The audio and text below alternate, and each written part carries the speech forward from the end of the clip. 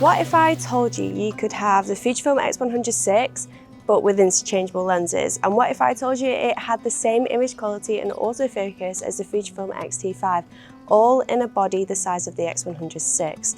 Well, I'd be telling you the truth, because Fujifilm just announced the brand new X-E5 mirrorless camera, and it delivers all of that and more. So should you buy this instead of the X100VI? Let's find out. I'm Olivia from Wilkinson Cameras, and I'm here in Valencia, Spain, putting the new Fujifilm X-E5 through its paces, and I'm going to tell you all about it and show you loads of sample stills and video. So please give this video a thumbs up and subscribe if you like what you see. This is an interchangeable lens camera that looks and feels a lot like the X100 series and of course the early X-E models. It's the latest addition to the X-E family and comes in two colour options, silver and black. It's also launching with the brand new X-E 23mm f2.8 RWR lens, which comes in matching silver or black to suit your style. Now, it's been 4 years since the X-E4 was released, and a lot has changed in Fujifilm's world. Their cameras have exploded in popularity, from the viral fame of the X100V and now the X100VI to the continued innovation of their GFX medium format series.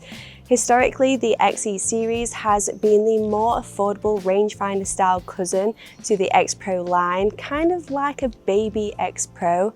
But let me say this clearly, this is not a cheap camera. It's beautifully made with an aluminium body, a big upgrade in usability and a huge step up in performance.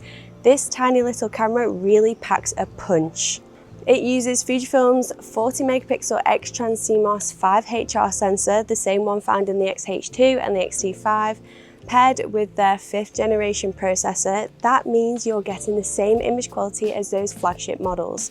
You've got a base ISO of 125, you can shoot 42 10-bit HEIF files, and to translate that into plain English, you're getting incredible colour, detail and dynamic range. It can handle bright highlights and deep shadows in the same shot with ease. Autofocus has had a serious upgrade too. You've got the latest face and eye detection plus subject detection AF, and just like other models with this system, it's quick, accurate and dependable. Combine that with the ability to shoot up to 20 frames per second in burst mode, and you've got a seriously capable camera for action, street or everyday use. Now, here's a first for the X-E line in body image stabilization. Yes, IBIS. And Fujifilm has actually managed to make it even better than before. It gives you 7 stops, up to 7 stops of stabilization in the center of the frame. Again, in real terms, that means you can handhold your shots in low light without worrying about blur or missing focus. You can shoot slow shutter speeds at night and still get sharp images. It's a game changer. And it helps for video too. The X-E5 offers some serious video specs for a camera this small. You can shoot in 6K 30 frames per second, 4K 60 and HD at up to 120 frames per second. It supports 422 10-bit F-Log2, external ProRes and even Blackmagic RAW recording.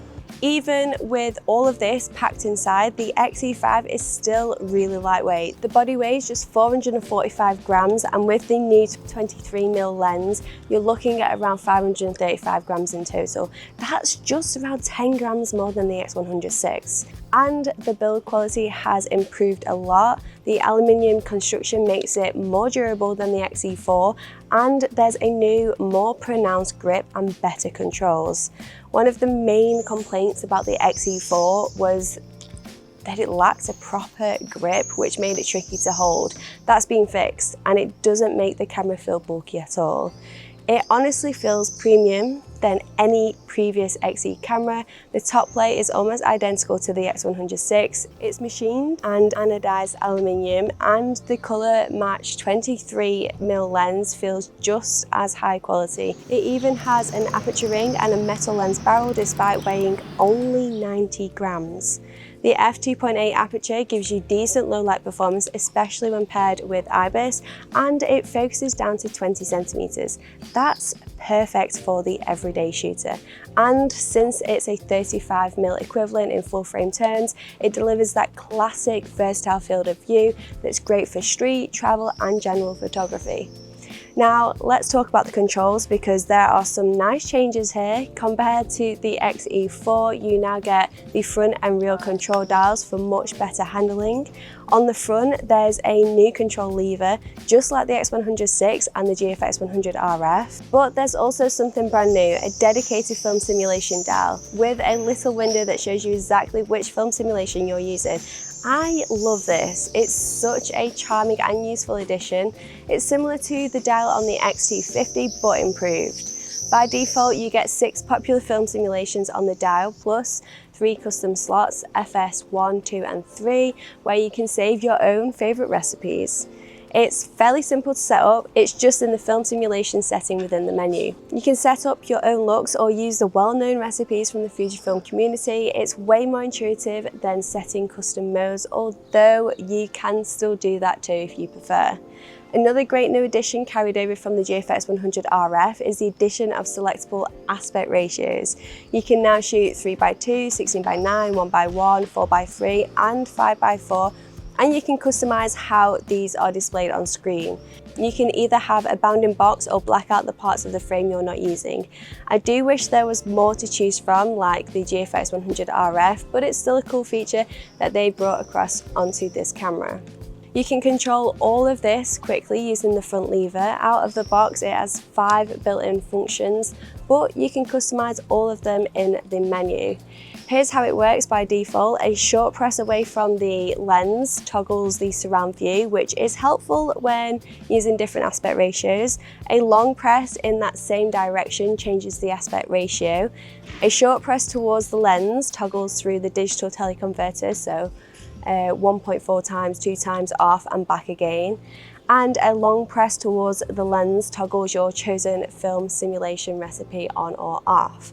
And pressing the middle button changes your view mode. There are 5 to choose from eye sensor, LCD only, EVF only with the sensor, and then eye sensor with LCD image display. The X-E5 has a $2.36 million electronic viewfinder.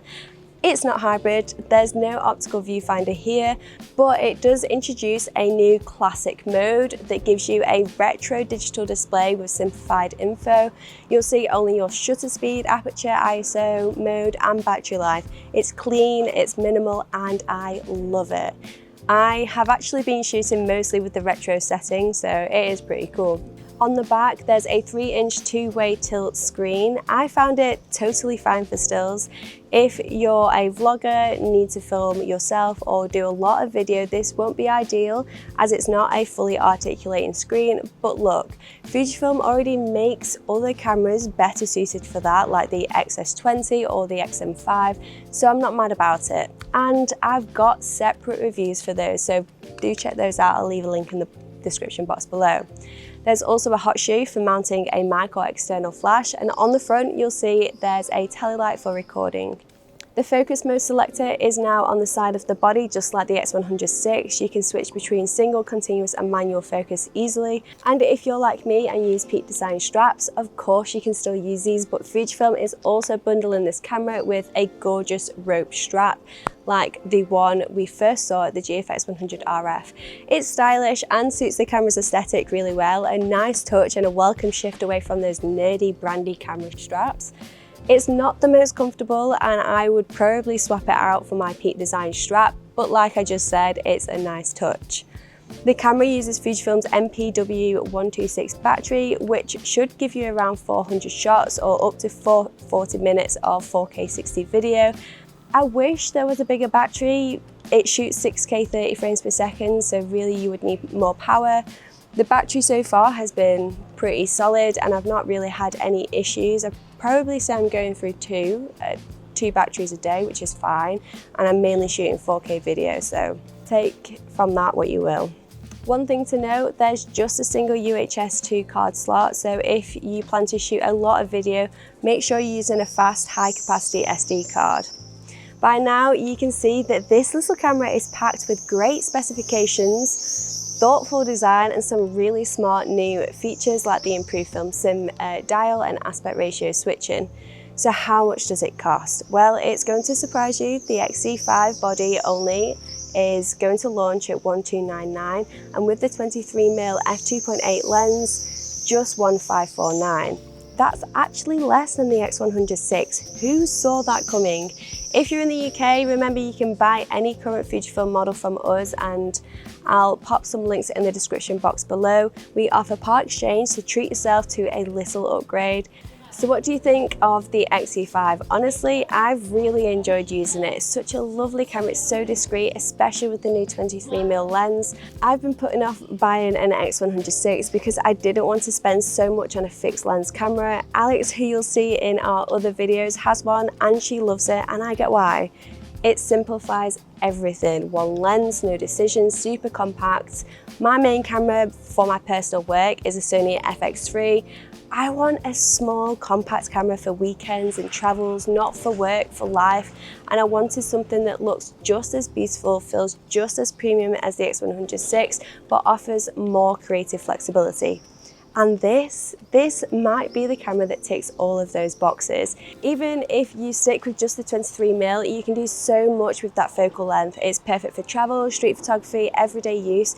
But the real beauty of the X-E5 is that you're not just limited to that. You can add lenses as your needs grow.